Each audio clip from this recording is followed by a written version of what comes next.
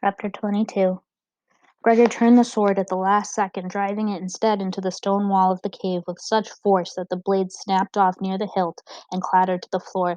His teeth rattled at the impact. He fell back from the cave. "Boots?" he said hoarsely.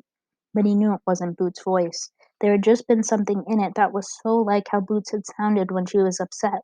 The pitch, the distress, and the way she'd break that word into two long syllables. "Mama!" The chamber reeled around in his head. Where was the Bane? What was that white furry thing a few yards away? Because it sure wasn't some 10-foot rat trying to attack him. Gregor forced himself forward and shone the flashlight into the cave. Huddled against the wall, shaking in fear, was a small white rat. Suddenly it all made sense to him.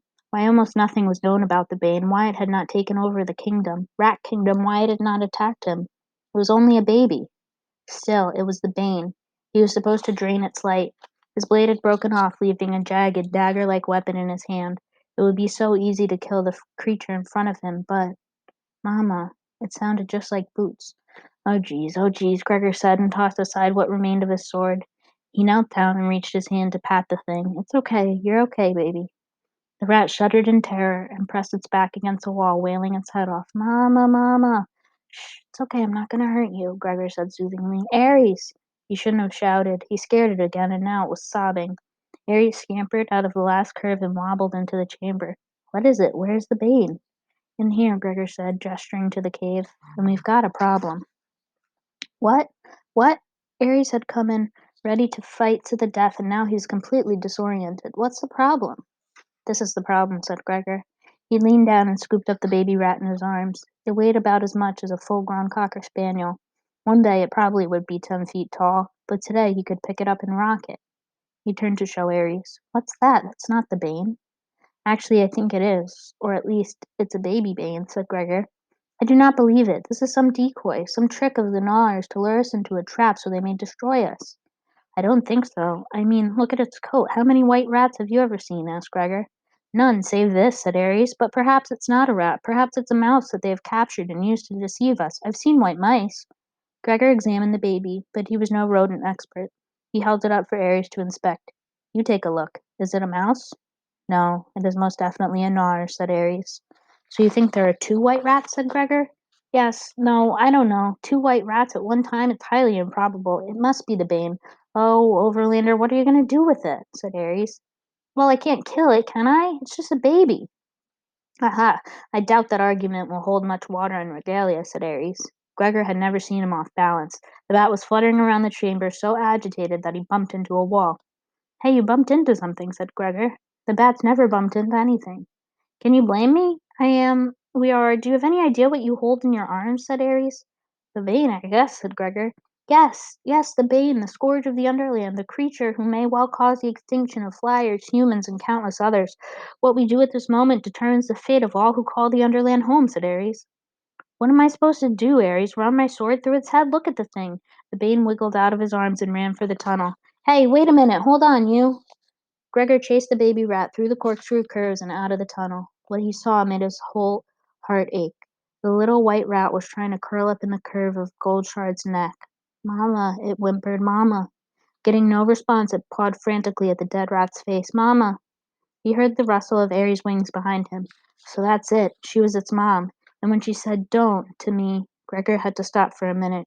She was trying to say, "Don't kill my baby." She must have been desperate to keep it from Snare. He would have taken the pup and raised it to do his bidding, Aries said quietly. Blood was staining the baby's white fur. Its cries were piteous, and if that wasn't enough to deal with, Aries' head whipped up. "How many this time?" said Gregor. "A dozen at least," said Aries. "You must decide what to do, Overlander." Gregor bit his lip. He couldn't decide. Everything was happening too fast. He needed more time. Okay. He bounded over and lifted the baby into his arms. "We're taking it with us." "We are," said Aries, although the thought had never crossed his mind. "Yeah, because I'm not going to kill it. I'm not leaving it here for the other rats to use," said Gregor. Aries shook his head in a combination of exasperation and denial, but he offered his back. Gregor grabbed his backpack in one hand and threw a leg over Aries and settled the Bane in front of him. "Okay," he said, "let's run like the river." As Aries lifted into the air, a dozen rats galloped into the cone. They took in the dead bodies, the bat, the baby in Gregor's arms. "The Overlander has the Bane!" shouted one, and the whole pack went wild, howling, leaping into the air, slashing the invaders with their claws. "Hold on," said Ares. Of the dozens of tunnels that led out of the cone, about 4 were big enough for Ares to fly down. He dove for one, and they were off. It was like the most horrifying theme park ride ever. Gregor hated those rides, but they were nothing compared to the spinning, jerking, flipping around in the dark with only his flashlight beam and the insane live rats jumping out at him from every turn. Gregor clung to Ares with his legs on one hand while he kept the other arm wrapped around the baby. At one point, when they were darting around a cave, barely evading several sets of snapping teeth, Ares cried out, "Use your sword!" "I don't have it. It broke and I left it in the cave." He hated dumping this whole escape thing on Ares, but what could he do? Ares twisted sideways and made it into a tunnel with the rats hot on his tail. The baby had given up crying "Mama" and was now issuing a series of high-pitched alarm shrieks. "Eek! Eek! Eek! Make it stop, Overlander. Its voice carries great distances. Every rat in the maze can hear the pup is threatened," shouted Ares. Gregor remembered how far Boots' cry carried, through the doors, down hallways. You could even hear her on the elevator when you were coming up. It was like nature had designed her baby cry so it would travel. Must be the same with the rats. At first he tried to calm the Bane with his voice. It wasn't enough. It might have helped if they were sitting somewhere quietly on the ground, but it was useless in this nightmare of motion. He tried stroking its back and head, but that didn't work either. Gregor's human voice and touch and smell were just more scary unknown things to the rat. Finally, he managed to get a hand into his backpack and pull out one of his candy bars. He ripped it open, broke off a piece, and stuck it into the baby's mouth. There was a eek of surprise, then a smacking sound, and the Bane was consumed by its first wonderful taste of chocolate. More! It was so weird to hear the rat baby talking, but it was. "More," it said again, just like Boots would have. Gregor popped another piece of chocolate into the little rat's mouth, and it was gobbled up. The Bane seemed to think better of him now that he had given it chocolate. It relaxed a little, back into his body, which made him easier to hold on to. "You think we're almost out of here?" Gregor said as they swept out of a tunnel. "See for yourself," said Ares. Gregor shone the flashlight around the place they'd just entered. Lying on the floor were Goldshard's snare and the third rat. "No, what are we doing back here?" he gasped. "Perhaps you should try navigating," said Ares. What with him insisting on taking the Bane, having no sword, and being pretty worthless in general at the moment, Gregor could tell the bat had lost patience with him. Okay, I'm sorry," said Gregor. "It's our scent, Overlander. They track us with ease. I cannot lose them." "Hey, I know," said Gregor. "Maybe we can trick them." He'd seen some movie once where a guy running from bloodhounds had fooled them. We need to confuse their noses, but with what? Gregor ripped the bandage from his arm. It was soaked with blood and pus and ointment. "Fly around the cone, Ares. I need to touch the top of every tunnel." Ares followed his instructions, if not his plan. "Why do we do this?" Gregor held out the bandage and swiped it along the inside of every tunnel entrance as they passed it. "I'm just trying to spread our scent around." They completed the full circle, hitting each tunnel opening. Gregor tossed the bandage up the last one. "They come," warned Ares. Get out now," said Gregor. Ares dipped into a tunnel they had not yet tried. After about 30 seconds, they could hear the rats reaching the cone. They were confused. Different rats were calling for them to chase down different tunnels. A big argument broke out, then the sound of fighting. It grew softer as they moved away, until Gregor could no longer hear it at all. Harry zigzagged down a tunnel. This one opened out over a nice, wide, shallow stream. "I must stop for a moment. I must drink." Harry's landed on the edge of the stream, panting. He dunked his face in the water, gulping it down. Gregor got down and scooped up handfuls of water for himself and the Bane. The stream was not too deep, but the current was fairly strong, and he didn't want the baby being swept away. Ares raised his wet face. "I have only just thought of something," said Ares. "The stream, where do you suppose it goes?" "Oh, I don't know. A bigger stream, maybe a river eventually, or—" Gregor caught Ares' drift. On his first night in Regalia, when he tried to escape, he followed the water out of the palace. It led to a river that led to the waterway. It's sure worth a try. Gregor hauled the Bane onto Ares' back and they took off again. It was not too promising for a while. The main thing about the stream was that it was long, and it had as many twists and turns as the tunnels in the maze. Gregor could feel Ares' wings slowing, but he was going to have to rest real soon. But to stop in the maze was certain death. The rats would catch up to them. Gregor had no sword. The baby would begin to cry again, and then they would— "A river," Ares puffed out. "A river is at hand." In another moment, they followed the stream out of the tunnel and into the huge cavern. A rat ran through it. They were out of the maze. Ares flew up high above the water. There were stony cliffs all around the sides. "Any rats around?" "Just the one on my back," said Aries. "You want to pull over and take a break?" said Gregor. "In a short while. I want to put more distance between the gnawers and us." "They will be coming, Overlander. We have the bane," said Aries. "Yeah, I bet they hate that," said Gregor. He petted the bane's head. It was getting used to him now. It curled up against him and gave a big yawn.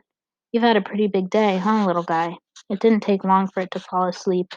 They flew a while in silence. Then Aries spoke in an odd voice. "Overlander, I think we know this place. I think we both do." "What?" said Gregor. How could he possibly know where they were? "Shine your light down," said Aries. Gregor obeyed. There, hey! There below them was the river, very wide now and very strong. Hanging down from the high banks on either side were the remnants of a broken bridge.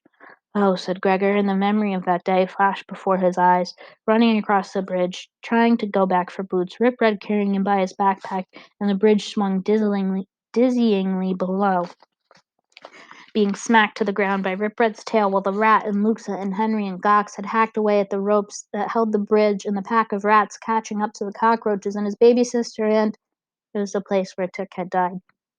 "You're right," said Gregor. "How did we end up here, do you think?" "The tankard, the labyrinth, and what remains of this bridge are all in the rat's domain. At least now we have some sense of where we are." The bat coasted in and landed on the riverbank across from where the bridge had been hacked off. "It will be safer on this side. The rats would have great difficulty swimming the river, which is, as we know, filled with flesh-eating fish." Gregor climbed off Aries' back, holding the bane, who was snoring softly. They were at the mouth of a tunnel. He ran his flashlight beam over the surrounding rocks, remembering how they'd been filled with waiting rats on their first visit. Now the rocks were empty. "Anything in the tunnel?" he asked Aries. The bat shook his head. "Not as far as I can tell. I believe we are safe for the moment. Overlander, I must rest." He could see Aries' weary eyes starting to shut. "You go ahead and sleep. I'll keep watch here," he said. "And Aries, you were amazing back there." "I was not bad," Aries agreed, and promptly fell asleep, his back to the tunnel wall. Gregor trained the flashlight down the tunnel. If any intruders appeared, he would be ready. He sat cross-legged on the ground with the bane on his lap. The baby stirred restlessly in his sleep, probably reliving the trauma of the last few hours. He patted its back to quiet it. The bane's fur was stiff with the mother's dry blood. The baby snuggled closer to him. It was so much like holding Boots. Boots! Why wasn't he crying about her? He cried for the roach in a cave just across the river there, but he hadn't shed one tear for his sister. He remembered how Luxa had told him, in that same cave, that she hadn't cried since her parents had died. It had been that bad. Maybe something like that was happening to Gregor. His fingers traced the outline of one of the baby's soft ears. So it turned out Sandwich had been right again. The rats had killed Boots, but he could not kill the bane. Although Gregor didn't think he could have killed the bane even if Boots had survived. Or could he have? If he had thought that only one of them could live, he didn't know. But it didn't matter anymore. Now what, he thought, now what? He had to think clearly. He had to figure out what to do with the bane. He couldn't take it back to the rats' land. Goldshard had lost her life trying to protect it from her fellow rats. If he showed up with it in Regalia, he bet the humans would decide to kill it. If they let it live, which seemed unlikely, the rats would definitely overrun the city trying to get it back. For a brief moment, he wondered if he could take it home with him. But he knew his mom wouldn't have any part in raising a 10-foot rat, especially when Boots had... Okay, so what did that leave? Nothing. He looked out over the water. This was such a sad place, not because of Tick, but because when he'd come through here on the first quest, he'd been in a party of 10, and of that 10, how many were still alive? He did the math in his head. 3. Only 3. Tick had died here. Henry and Gox were lost when they rescued his father. Luxa, Aurora, Temp, and the precious Boots drowned at the tankard. The only ones left alive were Aries and Ripred. Ripred, he was going to go crazy when he found out Gregor hadn't killed the Bane. He wanted the Bane dead. That's why he'd brought Twitch Tip and tried to teach Gregor echolocation. But then Ripred hadn't known the Bane was a baby either. Would that make any difference to the rat? Maybe, just maybe it would. Gregor felt a plan beginning to form in his head. Aries awoke after about 3 hours, famished. He went down to the river and came back with a large fish, not one of the flesh-eating kind. The Bane awoke and wolfed down the fish with the bat while Gregor scraped mold off a piece of cheese and finished the last of his bread. While they ate, he bounced his plan off Aries.